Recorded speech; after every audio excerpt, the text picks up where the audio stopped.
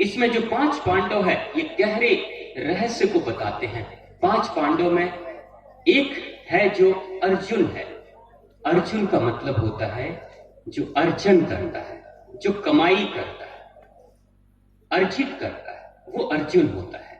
यानी अगर हमारे अंदर कमाई के भाव हैं, अर्जन करने के भाव है, तरक्की करने के भाव, चाहे हम शिक्षा अर्जित करें, चाहे हम धन अर्जित करें, चाहे हम सम्मान अर्जित करें, चाहे हम शक्ति अर्जित करें, किसी भी चीज को अर्जित करने की क्षमता अगर है और मन में लालसा है तो हम ही अर्जुन हैं, हम ही अर्जुन हैं।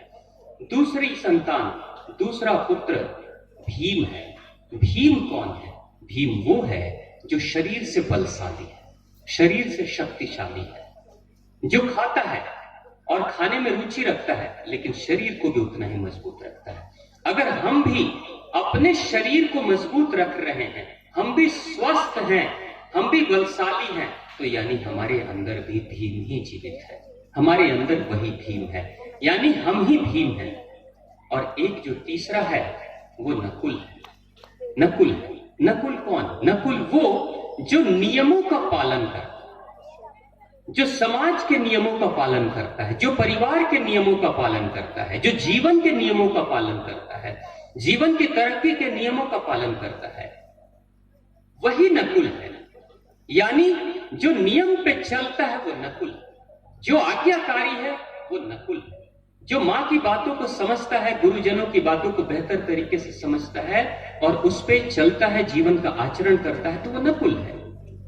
और चौथा बच्चा सहदेव। सहदेव कौन है? जो सहयोगी है, जो सहयोग करता है, जो नियम का पालन कर रहा है, वो नकुल है। अगर हमारे अंदर नियम के पालन करने की प्रवृत्ति है, चाहे परिवार का नियम हो, चाहे समाज का नियम हो, चाहे स्कूल का नियम हो, चाहे व्यापार का नियम हो, चाहे नौकरी पेशा का नियम हो, चाहे मंदिर का नियम हो, चाहे खाने पीने का नियम, अगर इस नियम का पालन हम भी करते हैं तो हम नकुल हैं। अगर हम सभी तरह के नियमों का पालन करने वाले समाज के दूसरे लोगों के लिए भी सहभागी बनते हैं, सहयोगी बनते हैं, यानी मेरे कारण से किसी के जीवन में समस्या ना हो, मेरे कारण से समाज में कोई बुराइयां ना बढ़े, मेरे कारण से किसी के जीवन का पतन ना हो, मेरे कारण से कोई दुखी ना हो, अगर हम भी सहयोगी बनते हैं इस समाज परिवार के लिए, देश के लिए, तो हम सहदेव हैं, हम ही सहदेव हैं। और जब हमारे अंदर ये चारों गुण रहेंगे, अर्जित करने के गुण अर्जुन की तरह, भीम की तरह शरीर को स्वस्थ रखने का गुण रहेगा, नकुल की तरह नियम कानून पालन करने का रहेगी प्रवृत्ति। आजकल के मैं नौजवानों को देखता हूं, मोटरसाइकिल चलाते हैं लेकिन हेलमेट नहीं पहनते। जरूरत क्या है? बगल से यार है ना, नियम का पालन करें, जरूर करें, क्योंकि वो हेलमेट बना हुआ है शरीर के सुरक्षा के लिए। आपको पता है ना, एक्सीडेंट्स में गर्दन से नीचे चाहे कितनी भी चोट लग जाए, इंसान के बचने की पूरी संभावना रहती है, लेकिन अगर गर्दन से ऊपर अगर चोट लगती है तो इंसान के मरने की पूरी संभावना रहती है। सर बचाने की जरूरत है, लेकिन नौजवान है, शरीर में शक्ति की कमी नहीं है, तो हेलमेट पहनने की क्या जरूरत है? जरूरत है, क्योंकि नियम का पालन करना है। और क्यों पहनना? सिर्फ अपने सर के लिए नहीं पहनना। क्या पता आपको देखकर दूसरे बच्चों के अंदर भी प्रेरणा जगे, नौजवानों को वो भी हेलमेट पहने, आपके कारण से दूसरों के अंदर अच्छी प्रवृत्तियां जगे। अच्छाइयों को बढ़ाने के लिए समाज में मशक्कत करनी पड़ती है। हमेशा याद रखना, आप अपने घर में जाना, आज ध्यान से देखना, आपके बाथरूम में काई लगती है? लगती है। फर्श चिकना हो जाता है, पैर स्लिप करने लगता है, कभी कभी गिर जाते हैं आप। किसने काई लगाई? क्या आप कभी काई लगाते हो? क्या कभी स्कूल में, कॉलेज में काई लगाने की कला बताई गई? सीखा आपने कुछ? नहीं, फिर भी काई लगती है। लेकिन काई को हटाने के लिए क्या करना पड़ता है? सफाई करनी पड़ती है। काई स्वतः लगती है और सफाई काई की करनी पड़ती है। समाज में बुराइयां स्वतः बढ़ती हैं और अच्छाइयों को लाने के लिए प्रयास करना पड़ता है, काई को साफ करनी पड़ती है। अगर आप सफाई नहीं करोगे, अपने बाथरूम की सफाई रोज नहीं करोगे, तो काई लग जाएगी, आप गिरोगे, आपकी क्षति होगी, हानि होगी। लेकिन वैसे ही समाज में भी है, अगर आप अच्छाइयों को बढ़ाने की कोशिश नहीं करोगे तो बुराइयां स्वतः घास की तरह पनप जाती है। जीवन में पतन के लिए बहुत आसानी से इंसान बढ़ सकता है, उत्थान के लिए मशक्कत करनी पड़ती है। पहाड़ पे चढ़ना है आपको, कितना पसीना बहाना पड़ता है, झाड़ियों को, चट्टानों को पकड़ पकड़ के चढ़ना पड़ता है, तब जाकर पहाड़ के शीर्ष पे आप पहुंचते हो। कितनी मशक्कत करनी पड़ती है। लेकिन अगर पहाड़ से गिरना हो तो क्या करना है? हाथ पैर मोड़ के बैठ जाओ, शरीर को ढीला छोड़ दो, स्वतः लुढ़कते हुए नीचे गिर जाओगे। गिरने के लिए जीवन में कुछ नहीं करना पड़ता, उठने के लिए बहुत मशक्कत करनी पड़ती है। हवाई जहाज को जब जमीन से उठना होता है, उड़ना होता है, तो उस वक्त सबसे ज्यादा पेट्रोल खर्च होता है, और दुनिया का सबसे अच्छी क्वालिटी का पेट्रोल हवाई जहाज खाता है। सबसे खराब क्वालिटी का पेट्रोल अगर है तो वो किरोसिन तेल है, जिसको मिट्टी तेल बोलते हैं। वही पेट्रोल है, वही तेल जमीन से निकल रहा है। सबसे खराब गुण का पेट्रोल अगर है तो वो मिट्टी तेल है। उससे कुछ अच्छा है तो वो डीजल है, उससे भी कुछ अच्छा है तो पेट्रोल है, और उससे भी कुछ अच्छा है तो एविएशन फ्यूल है, जिसको पेट्रोल ही कहते हैं, लेकिन वो सिर्फ हवाई जहाज के इंजनों में डाला जाता है। वो सबसे अच्छी क्वालिटी का पेट्रोल है। उतनी अच्छी क्वालिटी का पेट्रोल अगर आप अपनी मोटरसाइकिल में डाल दोगे तो ऑटोमेटिक उसकी स्पीड बढ़ जाती है। वो ऐसी क्वालिटी का तेल है वो। लेकिन जब हवाई जहाज को उड़ानी पड़ती है, जब हवाई जहाज जमीन को छोड़कर उड़ने की कोशिश करता है, तो सबसे ज्यादा पेट्रोल खाता है वो, सबसे ज्यादा। लेकिन जब हवाई जहाज उड़कर आकाश के खास ऊंचाई पे पहुंच जाता है, उसके बाद कम पेट्रोल खाता है, और उतरते समय यानी ऊपर से नीचे आते समय सबसे कम पेट्रोल खाता है वो। जिंदगी यही है। जब अच्छाई की तरफ अपने बच्चों को बढ़ाना चाहते हो, अपने जीवन को अच्छाई की तरफ करना चाहते हो, आगे की तरफ बढ़ना चाहोगे, बहुत मशक्कत करनी पड़ेगी, बहुत मेहनत करनी पड़ेगी। और जब एक ऊंचाई पे पहुंच जाओगे तो थोड़ी भी मशक्कत करके आराम से बढ़ जाओगे। गिद्धों को देखा कभी? गिद्ध कभी भी जमीन से उड़ते हैं तो दौड़ते हैं, पंख फड़फड़ाते हैं और तब उड़ते हैं, लेकिन एक खास ऊंचाई पे जाकर सिर्फ पंखों को फैलाकर छोड़ देते हैं, स्वतः तैरते रहते हैं, उड़ते रहते हैं, पंख हिलाने की भी जरूरत नहीं है। जीवन में अगर आगे बढ़ना है, तरक्की करना है ना, तो एक बार जोर लगाओ, दम लगाओ। आधे अधूरे मन से कुछ करोगे, जीवन में कुछ नहीं हो पाएगा। आधे अधूरे वाले मन के लोग जीवन में कुछ करते नहीं हैं, और दूसरों को कहते हैं हमने भी बहुत कुछ किया, कुछ नहीं हुआ, तुम भी करोगे, तुमसे भी कुछ नहीं होने वाला है। ये वो लोग हैं जो अकेले सिर्फ हारते नहीं हैं, दूसरों को हराने के लिए उनके पास बहुत सारे तर्क पहले से जमा हो जाते हैं। याद रखना कि अगर आप जीवन में कुछ अपने सपनों को पालते हो और उसको साकार करना चाहते हो, तो अपने आप को यज्ञ के लिए तैयार करो।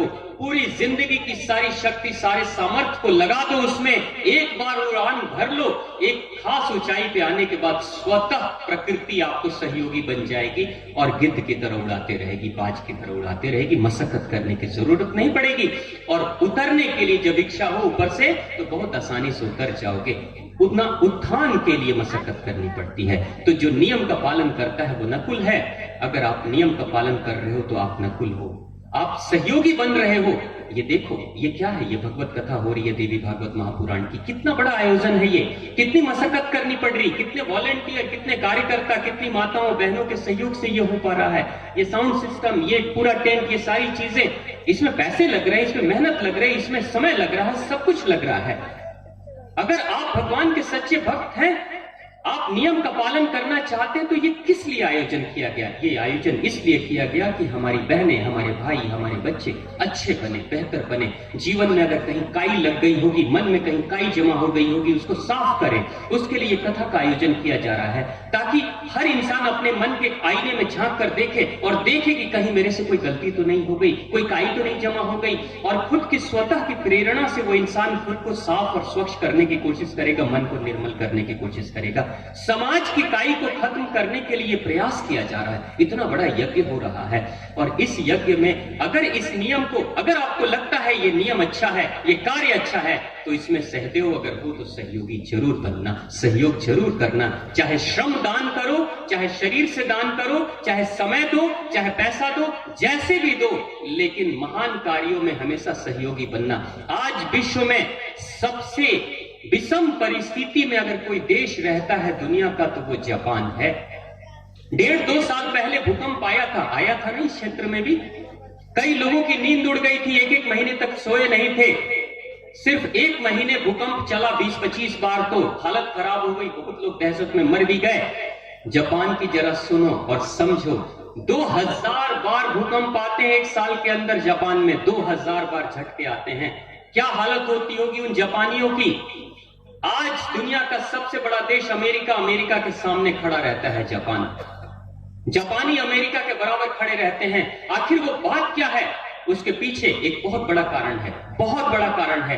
एक बार जापान के बच्चे से भारत का एक विद्वान जाता है और जाकर बच्चे से पूछता है, एक बात बताओ, तुम्हारा देश इतना महान कैसे बन गया, इतना महान देश कैसे हो गया?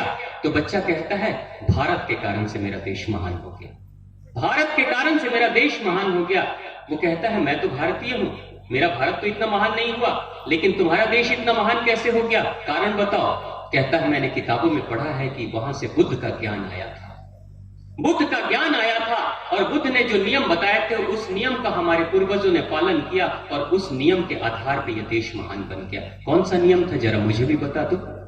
छोटा सा बालक, उसको भी याद है, कहता है, बुद्ध ने सुना है मैंने कि बुद्ध कहते थे कि अगर तुम अपने बच्चों की तरक्की चाहते हो तो पड़ोसी के बच्चों का ख्याल करना शुरू कर दो, क्योंकि तुम्हारे बच्चे भी तो पड़ोसी के बच्चे के साथ खेलेंगे। अगर वो बच्चे पड़ोसी वाले खराब होंगे तो तेरा बच्चा भी बिगड़ जाएगा, ये निश्चित है। लेकिन पड़ोसी का बच्चा अच्छा होगा तो तुम्हारा बच्चा भी स्वतः सुधर जाएगा उन बच्चों के साथ में, क्योंकि बच्चों को खेलने से तो रोक सकते नहीं। समाज को बेहतर करो, समाज को अगर आप बेहतर रखोगे तो स्वतः आपका घर भी बेहतर हो जाएगा। आज जब उस इंसान ने सुना, हमारे भारत में तो उल्टा होता है, तुम्हारे जापान में ऐसा होता है, तुम पड़ोसियों के बारे में सोचते हो। बोला, हाँ, सभी माता पिता यही सोचते हैं कि पड़ोसी के बच्चे भी अच्छे होने चाहिए। जरूरत पड़े तो एक पिता अपने दूसरे पड़ोसी के बच्चों के लिए किताबें भी दे देता है, उसकी जरूरत के लिए मदद भी कर देता है। क्यों? क्योंकि मेरा बच्चा भी इसी के साथ खेलेगा, इसका रहना अच्छा होना जरूरी है। इसलिए सभी पड़ोसी सभी पड़ोसियों की मदद करते हैं कि सभी के बच्चे अच्छे हो जाए। विद्वान सोचता है, अंदर दिल में झांक कर देखता है, वो सोचता है कि अरे भारत में तो कुछ और होता है, भारत में तो हम अपने ही बच्चे को अच्छा बनाने की कोशिश करते हैं और हम ये उम्मीद करते हैं कि पड़ोसी के बच्चे नालायक और बिगड़ जाए। हम तो यही सोचते हैं वो फेल हो जाए, वो बिगड़ जाए, वो बर्बाद हो जाए, ताकि मेरा सीना चौड़ा हो जाए, सर उठा के कहूं, देखो मेरा बच्चा कितना महान बन गया। भूल जाते हैं कि मेरे बच्चे को भी सिगरेट और बीड़ी पान मसाला खिलाने की आदत पड़ोसी का बच्चा सिखाएगा। अगर वो बिगड़ा हुआ है तो वो भी सिखा देगा, एक ना एक दिन जहर एक ना एक दिन तो आ ही जाएगा। जापान ने भारत के ज्ञान को अंगीकार करके स्वीकार करके महान देश बना। आज जापान की हालत ऐसी है कि अगर ट्रेन में सफर कोई लड़का करता है, कोई लड़की ट्रेन में अगर सफर करती है और ट्रेन के सीट में अगर कहीं फटा हुआ है, भारत में अगर ट्रेन के सीट में कहीं फटा है तो हम लोग उंगली डाल देते हैं उसमें और फाड़ते हैं और उंगली से फाड़ के जब तक यात्रा पूरी नहीं होती तब तक तो 4 इंच और बढ़ा देते हैं। ये हमारा योगदान है। लेकिन अगर जापान में सीट फटी हो और कोई लड़की गुजर रही हो तो बैग में वहां पे सुई धागे रखते हैं और तुरंत से निकालेगी, जब तक सफर पूरा होगा तब तक पूरे सीट को सिल देगी और सिल के उतर के चली जाएगी। क्योंकि राष्ट्र की संपत्ति है ये, राष्ट्र की संपत्ति। मेरे पैसे से इस ट्रेन की सीट बनी है क्योंकि मैंने उसमें टैक्स दिया है, अपनी कमाई का, मेहनत का उसमें टैक्स कर दिया है, जिसके कारण से इस सीट बने हैं। वहां के लोग ट्रेनों के बाथरूम के बल्ब नहीं निकाल लेते और पंखे नहीं खोल लेते और जहां पे चाहे वहां पे उतरने के लिए चैन नहीं खींच देते हैं। वो वहां का नियम है। आज नतीजा ये है कि वो देश इतना महान बन गया। मुझे भी फक्र होता है उस देश के बारे में कहने के लिए कि वो इतना महान देश बन गया जहां मेट्रो ट्रेन चलती है। और मेट्रो ट्रेन की खासियत कैसी है, आश्चर्य होगा आपको मेट्रो ट्रेन की खासियत सुन के। मेट्रो ट्रेन आज तक किसी भूकंप में मेट्रो ट्रेन के ऊपर कोई असर नहीं हुआ आज तक। जबकि ट्रेनें हमारी भूकंप आ जाए तो हमारी ट्रेनें उलट जाती हैं, पुल टूट जाते हैं। और उस मेट्रो की खासियत ऐसी है कि धरती के नीचे के तलों में, सैकड़ों किलोमीटर दूर के तलों में अगर भूकंप के झटके शुरुआत हुए हैं तो पहले ही उसका सेंसर इतना हाई है मेट्रो ट्रेन का कि धरती के तल के नीचे 500 मीटर नीचे तक जब भूकंप के झटके आते हैं उससे पहले वो ट्रेन जान जाती है, उसका विज्ञान इतना प्रगाढ़ है, वो ट्रेन जान जाती है कि भूकंप आ रहा है, वो इतने तेज ब्रेक लगाती है, ऐसे ब्रेक लगाती है कि भूकंप ऊपर के सतह पे आकर नुकसान करे उससे पहले ट्रेन जाकर रुक जाती है। ऑटोमेटिक, ड्राइवर को रुकने की जरूरत नहीं है। और इतने तेजी से, जिसकी स्पीड है लगभग 250-300 किलोमीटर प्रति घंटे के स्पीड से, यानी यहां से दिल्ली जाना हो तो कितने घंटे लगेंगे? 4 से 5, यहां से लगभग 1000 किलोमीटर के आसपास है, यानी 4 घंटे में दिल्ली पहुंच जाओगे उस ट्रेन से। और वो ट्रेन जब रुकती है, ब्रेक मारती है, तो जो बैठा हुआ अंदर का इंसान है उसको पता भी नहीं चलता है कि ब्रेक लगी है। यहां की हालत क्या है, बसों में ब्रेक लगे तो सीधा सर ही फूटेगा, क्योंकि आगे ही टकराते हैं हम जाकर। ये ऐसा विज्ञान है वहां का। वहां की हालत कैसी है? वहां की हालत ऐसी है कि घरों में लोग मछलियां पाल करके रखते हैं और मछलियां भूकंप आने से पहले ही हरकत करके बता देती हैं। इतने अच्छे लोग हैं कि विषम परिस्थितियों में प्रकृति की मार पड़ रही है, लेकिन फिर भी महान बन गए भारत के कारण से। भारत के कारण से, हमारे कारण से, हमारे पूर्वजों के कारण से। लेकिन हम अपने पूर्वजों के ज्ञान को छोड़ दिया। क्यों? क्योंकि हम नकुल की तरह नियम का पालन नहीं कर रहे हैं, सहदेव की तरह सहभागी भी नहीं बन रहे। इस तरह की कथा, सत्संग, प्रवचन का मकसद सिर्फ यही है कि समाज में अच्छाइयां बढ़ाई जाए, सिर्फ एक की भलाई नहीं। सोचो जरा, क्या जो आयोजक हैं सिर्फ उनके बच्चे अच्छे हो रहे हैं कि सबके अच्छे होंगे? सब लोगों के जीवन में अच्छाइयां बढ़ेंगी। उस विद्वान ने पूछा था जापान के उस लड़के से, अच्छा ये बताओ कि बुद्ध के कारण से तुम्हारा देश इतना महान बन गया, अगर आज की तारीख में अगर बुद्ध के लोग और बुद्ध के साथ कोई सैनिक चले आए और तुम्हारे जापान पे हमला कर दे तो तुम क्या करोगे? बच्चा कहता है, गर्दन काट डालूंगा, गर्दन काट डालूंगा। भले वो मेरा गुरु है, लेकिन देश पे नजर उठाएगा तो गर्दन काट डालूंगा। मैं किसी को भी नहीं छोड़ूंगा, देश मेरा पहला है। देश से बड़ा कुछ भी नहीं है, क्योंकि इस देश ने मुझे शरण दिया है, इस देश ने मुझे रोटी दी है, इस देश ने मुझे मकान दिया है, घर दिया, माता पिता दिया। देश का दुश्मन चाहे कोई भी हो, मैं उसको नहीं छोड़ूंगा। हमारे देश में राष्ट्रभक्ति की भी धीरे धीरे कमी होती चली जा रही है। अब हमें दूसरे देश के लोग अच्छे लगने लगे हैं। वो जापान का बच्चा ऐसे ही जापान महान बना क्या? यही है चेतना। इन्हीं चेतनाओं को, इन्हीं ज्ञान को बढ़ाने के लिए ऐसे आयोजन किए जाते हैं। इन आयोजनों में आप सहभागी हो तो आप सहदेव हो। और जब आपके अंदर ये सारे गुण आ जाते हैं, अर्जुन के, नकुल के, भीम के, सहदेव के, तो आपकी स्थिति कैसी होती है? आप जीवन के संग्राम में युधिष्ठिर की तरह स्थिर रहते हो, युधिष्ठिर की तरह स्थिर रहते हो। आने दो आंधी तूफान बारिश, उठने दो भवंडर, आने दो दुखों के पहाड़ को, मैं तो स्थिर रहूंगा। और जब युधिष्ठिर सामने होता है तो 5 पांडव होते हैं, और 5 पांडव जब इस गुणवत्ता के होंगे तो स्वतः भगवान को स्वतः आना पड़ेगा। भगवान श्री कृष्ण 5 पांडवों के पास जाते हैं, 100 कौरवों के पास नहीं जाते। वो कहते हैं कि मैं तो 5 ही है, कम है, मुट्ठी भर है, लेकिन इनके साथ रहूंगा, लेकिन 100 के पास नहीं जाऊंगा।